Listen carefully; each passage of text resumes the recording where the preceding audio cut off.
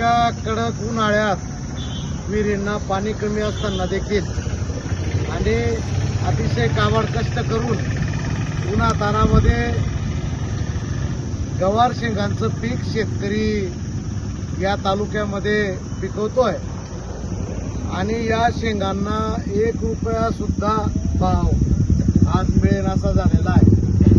शेतकऱ्याची अक्षरशः क्रूर अशी थट्टा व्यापाऱ्यांकडून असेल, सरकारकडून असेल, निसर्गाकडून असेल सध्या होताना दिसते.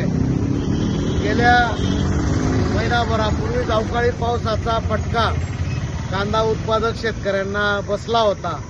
हे तेच कांदा उत्पादक शेतकरी आहेत ज्यांनी खराब झालेला कांदा नांगरून रोटावेटर मारून परत गवार पीक लावलं आणि एवढ्या उन्हातानामध्ये गवार पिकाच्या माध्यमातून का असेना तेल मिठाचा प्रश्न सुटेल असं त्यांना वाटत होतं.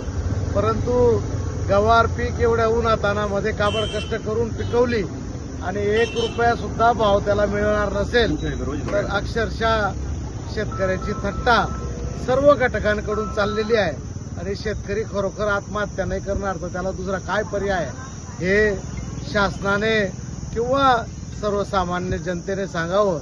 शेतकऱ्याच्या अशा या थट्टेला शासन तर जबाबदार आहेच आहे, पण आसमानी संकट सुद्धा याला जबाबदार आहे आणि म्हणून